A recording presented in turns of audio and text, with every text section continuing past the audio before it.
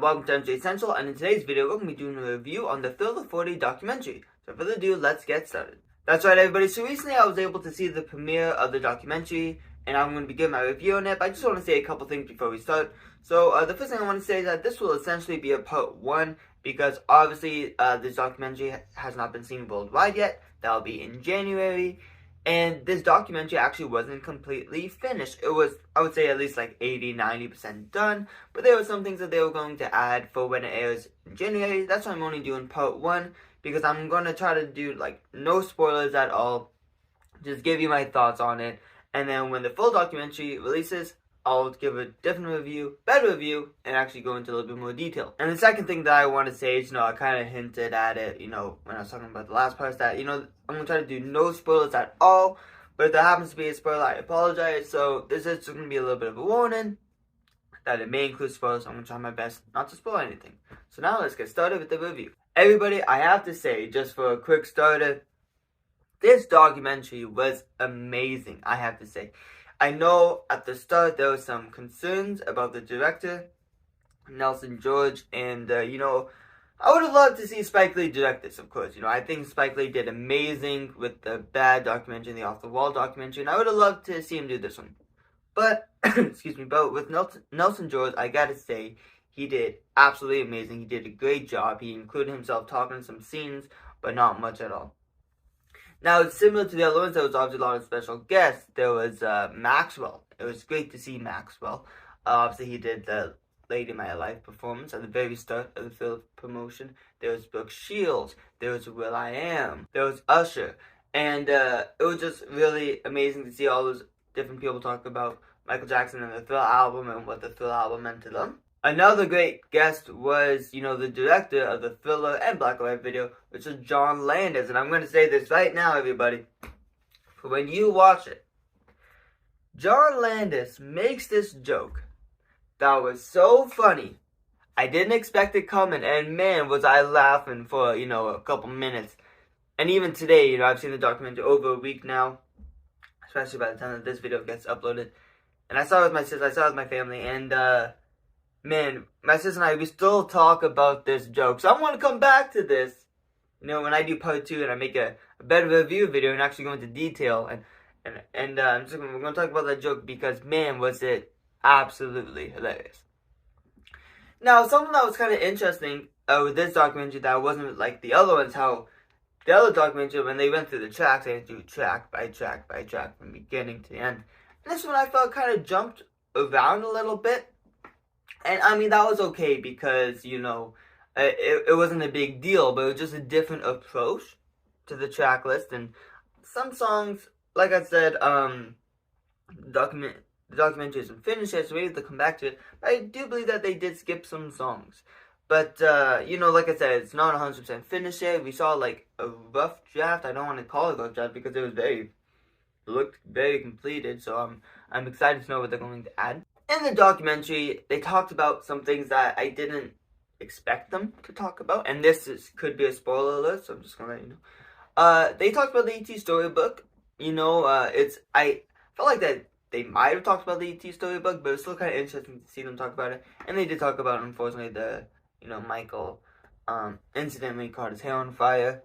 But they talked about some other, obviously, amazing moments as well, like the success of the film had, the Motown 25 Billie Jean performance, and some other performances as well that I'll get to in just a second. Now, of course, everybody, one of the things that everybody was most excited to see, including myself, was the unreleased footage. And I gotta say, they did have some unreleased footage, and it was absolutely amazing. Now, I am going to talk about the unreleased footage because it's been leaked online. It has been leaked online. And so I feel like a lot of people have seen it. So if you haven't seen the clips, personally, I would recommend for you to just wait until January, because yes, you can still see it in okay, quality, because of course in the documentary the unreleased footage is in 4K. But if you watch it online, you're watching it through like a camera, like a phone camera, and so I would just recommend to wait until January. It's not that far away. We're almost near Christmas. Excuse me. So that would be my advice, just to wait. But I'm sure a lot of people probably watching this video saw it online. So the unreleased footage that we saw was behind the scenes of Beat It and I believe Billie Jean in 4K. Those were great. But there was also some photos of, Michael talking about the Thriller album in like a room. Sorry, the Thriller video in a room with like John Lansing while they were brainstorming. And of course, I believe everybody's favorite, definitely one of my favorites to see, was Michael Jackson and Paul McCartney recording The Girl Is Mine. And there's a really funny scene that we'll talk about more in part 2. But I really like that, everybody in the theater kind of laughed. In a good way, of course. Hey everybody, I'm currently editing the video when I forgot to mention that they also had 4K footage of the first show from the Victory Tour in Kansas City. And the songs that they showed were the songs that were performed from the Thriller album. Makes me think, could we possibly get a 4K Victory Tour show from the opening night? That would be amazing. But one thing I can definitely say about this documentary is like, man, this was funny. Like, the bad documentary Off the Wall documentary definitely had its moments, but this one was really, really funny. In a good way, of course. Like, just funny jokes. Like I said, the John Lennon story, we're definitely going to get to that. Some things that will.i.am says, we're definitely going to get to that in part 2 when this gets released worldwide. But man, this one definitely had its moments. Like, we were laughing in the theater. Like, this was really good.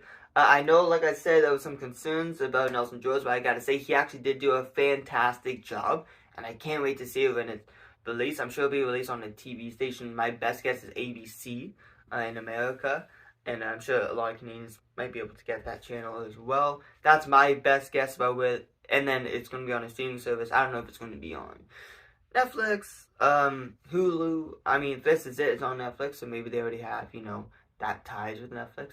So maybe I'll go there.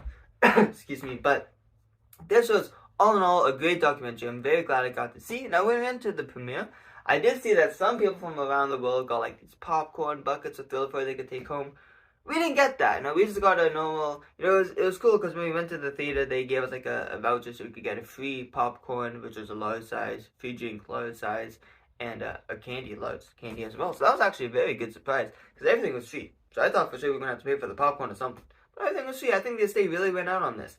And so it's kind of a shame that some people got to take home these Thriller 40 popcorn buckets and we didn't get anything. But we did get 2 very nice posters that will leave a picture up here of what they look like. And I did hang them up on the walls, both of them. So I'm very happy to get some new items. And, everybody, the Thriller 40 documentary was great. I'm sorry if this review wasn't really a review because I'm trying to, not make any spoilers. And we're definitely going to talk about it more in part 2. Well, no, I gotta say, this was a great documentary. Going to see it in theaters was amazing, too.